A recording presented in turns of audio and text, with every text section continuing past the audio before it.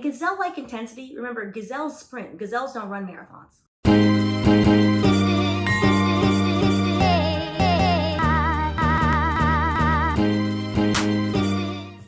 Welcome back to Wine and Chill, your home for all things legal shenanigans and millennial adulting. I'm Stephanie, your friendly neighborhood lawyer, and instead of going to our disclaimer, we're actually not going to talk about a lawsuit. Did I fool you? No, there is no lawsuit currently going on between Dave Ramsey or One Big Happy Life. Instead of a lawsuit, we're actually here to talk about whose method works better, One Big Happy Life or Dave Ramsey, from someone who has tried both. So, the wine and Wine and Chill, let me see if I can, it's kind of hard to open, hold on. There we go. The wine and Wine and Chill today in supporting Black-owned wines is LVE from none other than John Legend. This is fancy. Yes, I did a taste test, full bottle. It was a look. To be honest, I bought it because I was like, oh, the bottle is really pretty and let's try it out. It tastes great. So highly recommend. Pour myself a little bit. And we're gonna get into these methods. For those of you that are new here, or if you only watch the lawsuits and you thought we were covering a lawsuit, no, y'all about to get into this personal finance. And also my student loans, because I'm an attorney, your girl owes lots and lots of money.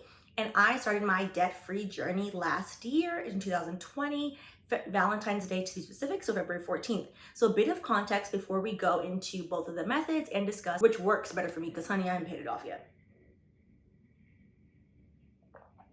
Very refreshing. It's rosé season. Get you some. All right. So my numbers, I'm very honest about them. If you don't watch my monthly student loan payment breakdown, you should watch it. It is a very honest look into how it feels to pay off six-figure debt. I would say it's not pleasant. I don't think anybody's gonna tell you it's pleasant. I started at $304,000, yes, you're hearing this correctly, $680.17 trifling cents. $54,000 of those dollars is solely in interest after 4 years post-law school. 5 years now, but yep. The interest rates before the federal loan interest rate freeze of last year began at 3.5% all the way to 10%. Yep. Every time I read out these old numbers, it raises my blood pressure. So what am I currently at? 14 and a half months later, $231,984.81 trifling cents.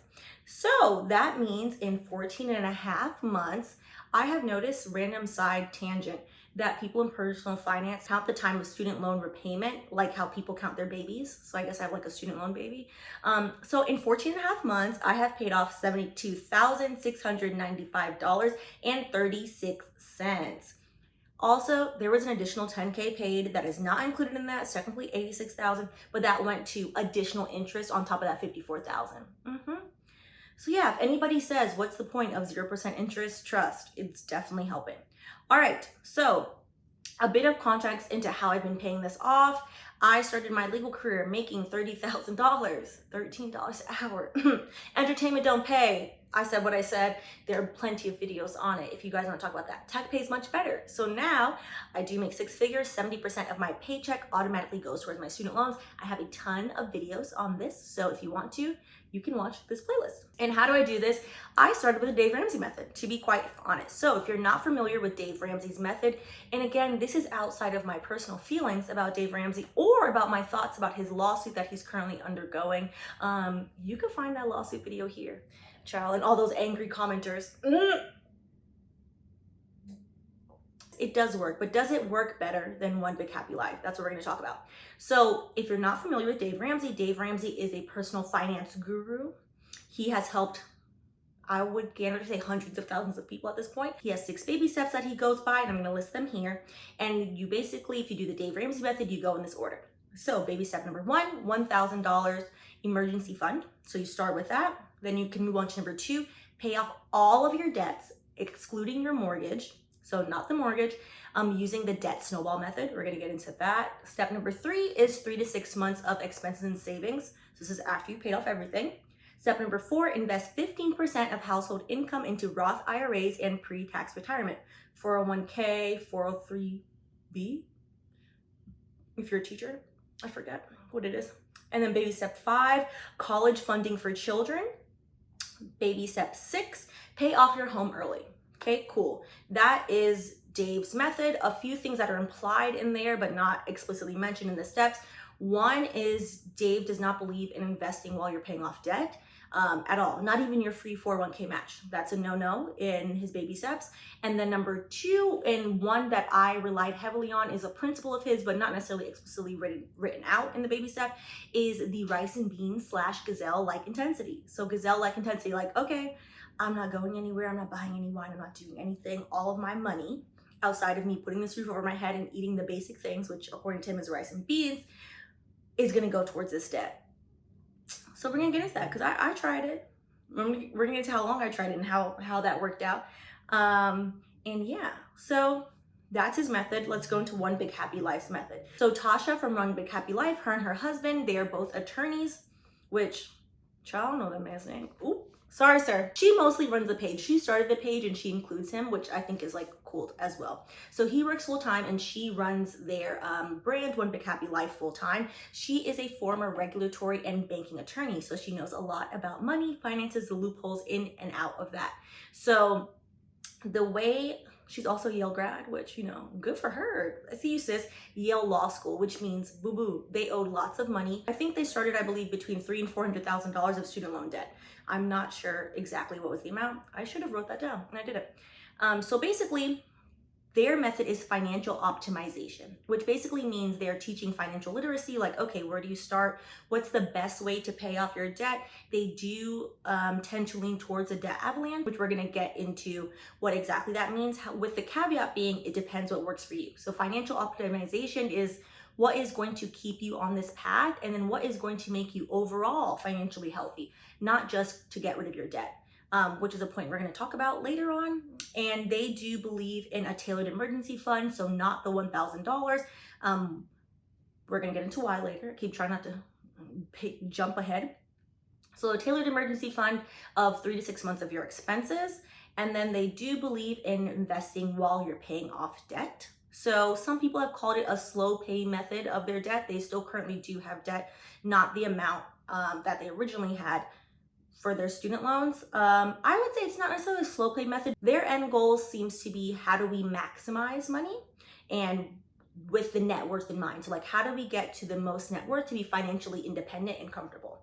So I would say that is a better way to categorize their theory. So basically, let's do apples to apples. So we're gonna go through the emergency fund. So Dave Ramsey says to do 1K of emergency fund and then you go towards your debt. Whereas One Big Happy Life, their idea is that you should have a cushion before you start paying off your debt. 3 to 6 months, whatever you're comfortable with. I'm gonna give this one, I feel like I should get like the boxing noise. This one I would say will go to One Big Happy Life. The potpourri that we're currently in, the panini, the panorama that we're currently in has shown 1K and go and cut it, boo. 1K is not even my rent. What I did, so I did follow, I'm gonna tell you which parts of Dave Ramsey I followed. The 1K freaked me out. I was like, yeah, that's not gonna work. That's just not gonna work. So I think I had like a month saved up of like, okay, if it all goes to crap, and then I did it, which a month in New York is like maybe, at that point, maybe like $2,000 saved up, and then I did it. So the next is gonna be Snowball or Avalanche.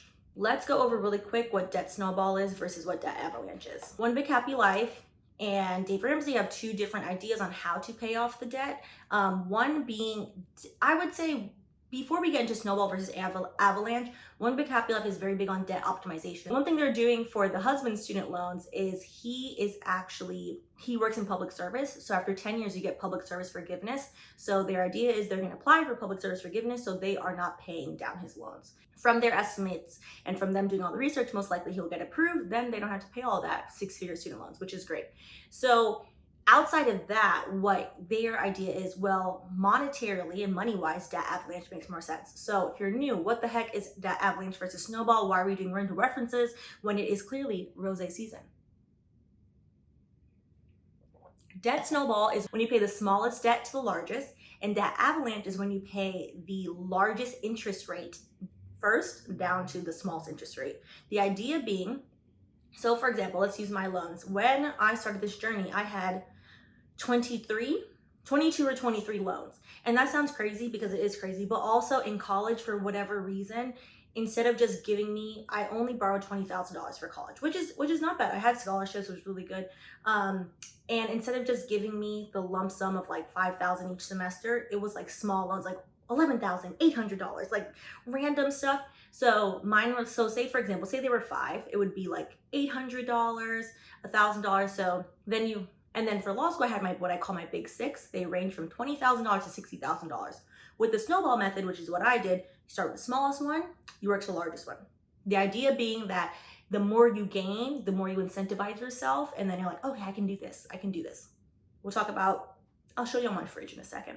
The Avalanche doesn't work that way. The Avalanche says like, hey, the interest rate, whatever is the highest, you need to pay that first because that is accruing the most money. Mathematically, the debt avalanche method is correct. Debt avalanche is mathematically correct. So instead of you figuring out and doing all the math, and if you're allergic to math like me, you can go on doughroller.net, which I didn't realize it was a .net address. Now it sounds sketchy, but it's actually fine. And basically, I'll leave their link down below in the comments, and they have a debt avalanche versus debt snowball calculator for you. So I did a little comparison for you. So here, let's say our make-believe person has 4 loans, one being Sally Trifling May at $6,000 with a 10% interest rate, 2 college loans, 3 to 5%, and then a grad school loan of 7.3%. Okay, the total payoff, you see how the total payoff is nominal? One takes 105 months for the snowball. Avalanche will be done a month sooner, 104 months. So this is gonna take a few years.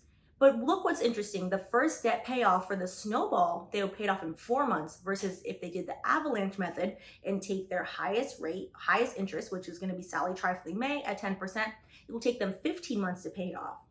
So with the avalanche, because the whole thing of avalanche is you're saving money. How much are you saving? $1,045.56. Now, to somebody that is very math-minded, yeah, that's my $1,000. You know what I can do with my $1,000? However, the majority of humans do not run on inputs. The majority of humans have a level of emotion to them, myself included. Doing this debt snowball method, actually, the idea is that like, oh, you make a quick win, you make a quick win, you make a quick win. It's like a hit of dopamine. Like, oh, look, I'm doing it, I'm doing well, I keep going. People, like for example, when you're on a diet, people fail their diets because they wake up and then the next day they're like, oh, I didn't lose 10 pounds. Dang, but I ate so good yesterday. It doesn't work like that. It doesn't work like that. The same way with debt. Like, okay, well, I at least want to get something out of it. And the debt snowball method is proven to keep people on the track. Yes, the debt avalanche method will save you money. If it's a nominal amount of money, which $1,000 is a lot of money. In the grand scheme of this payment, this exercise that we're doing, example, that's a nominal amount of money. The person that's doing this most likely will stay on their path if they did debt snowball, which is why I've done debt snowball. So I did all of my small loans, and then I had my big 6, which are my law school loans. I've since paid off one of those last year. I am set to pay off my second law school loan. It was $25,000. I think we're in May now, so I have 2 payments. I pay every paycheck in June next month. I should, by the end of June, hopefully last paycheck, I'll be able to pay it off. Now I've already built the muscle because I've paid off all these other loans. Like it's been a year, like I'm just going, I'm going. You're just used to it. You automate the payments. I automate the payments. 70% of my paycheck literally goes to another bank account that I have no debit card to. So like, I don't even think it's my money anymore. The longer you do it, the more you're just used to it.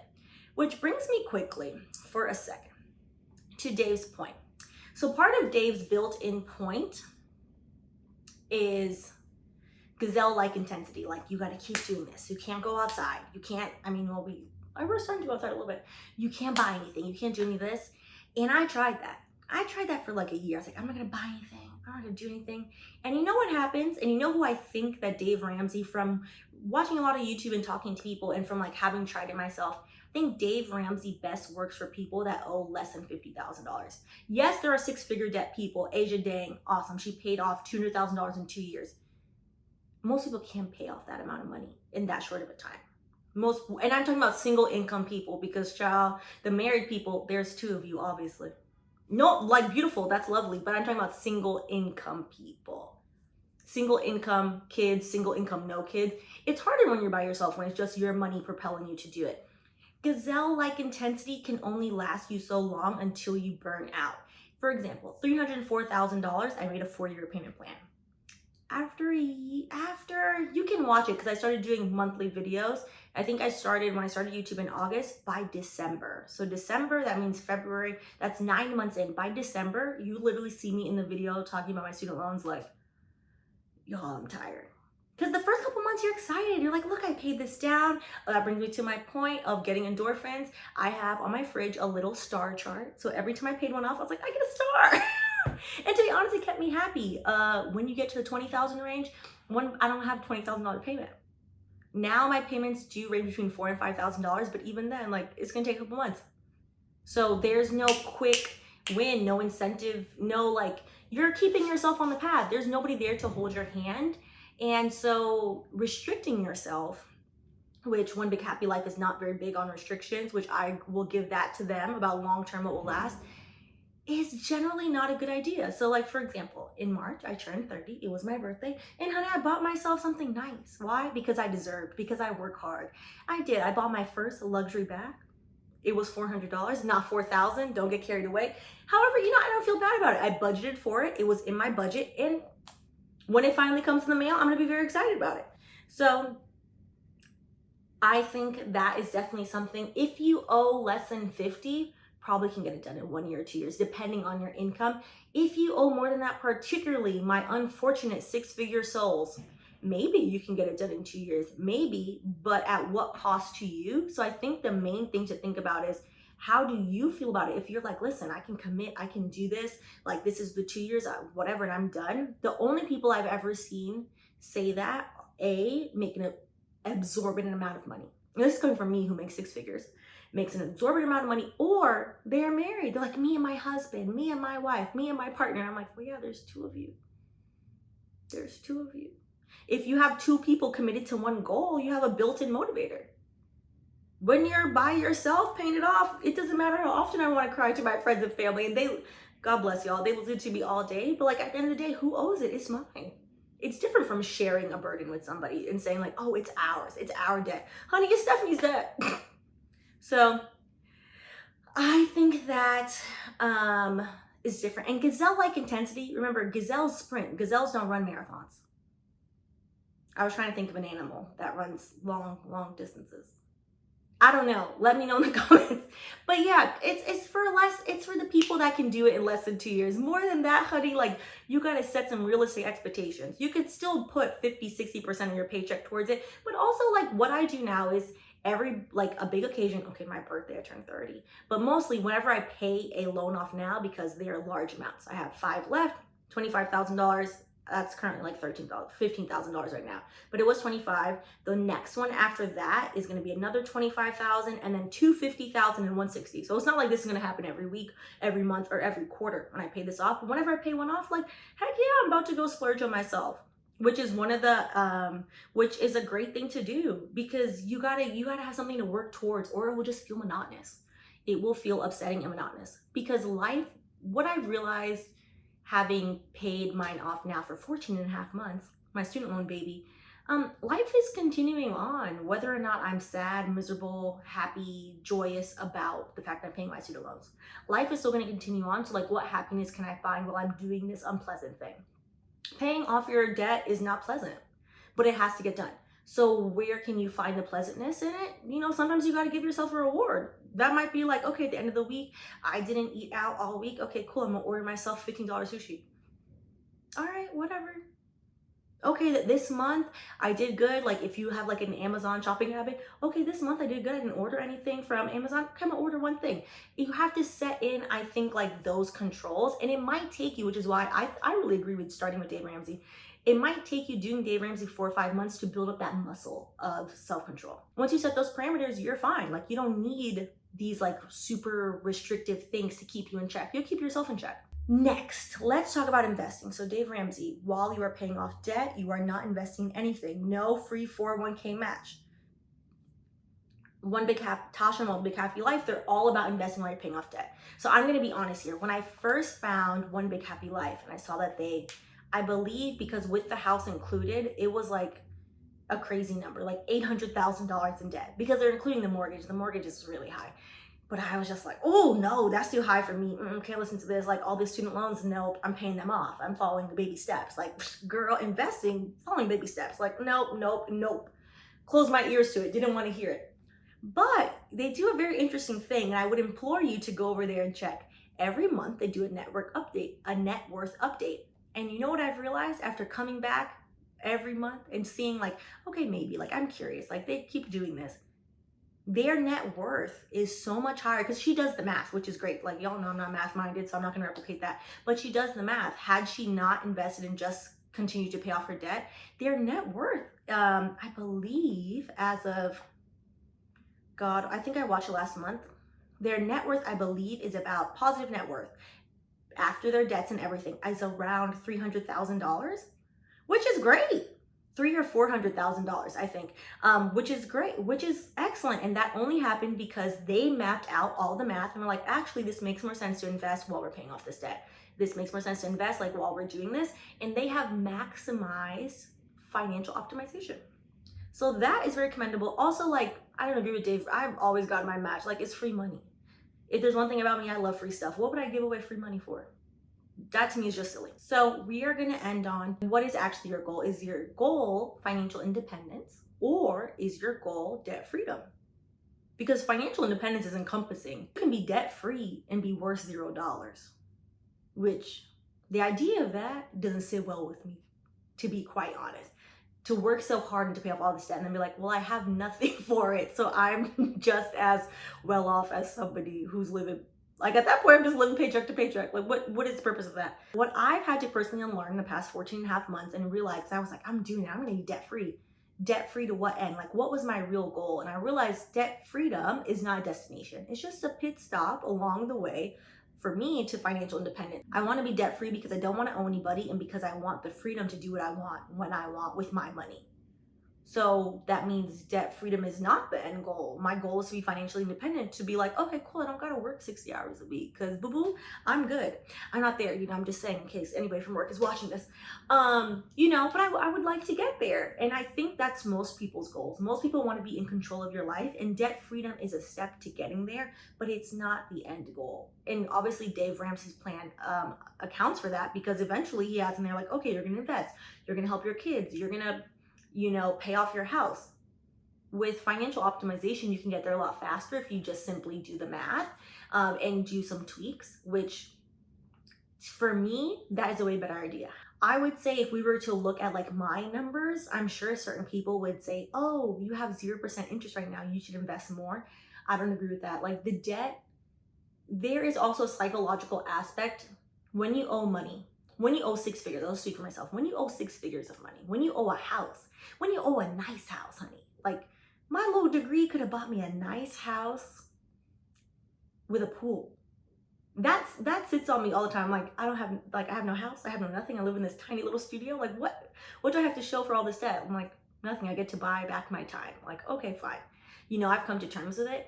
But when you owe that much money, it will literally weigh on you. It literally weighs on me. Like some days I'm just like, oh, I gotta keep going. Like, okay, like some days it will weigh on you. So if the psychological aspect is like, hey, I need to get this, what do people say, monkey off my back, whatever, then yeah, prioritize paying off debt. But you can prioritize paying off debt while also investing a little bit. So for example, I don't invest much, but I do get a 4% match at my job with my 401k. So cool, they get my 4%.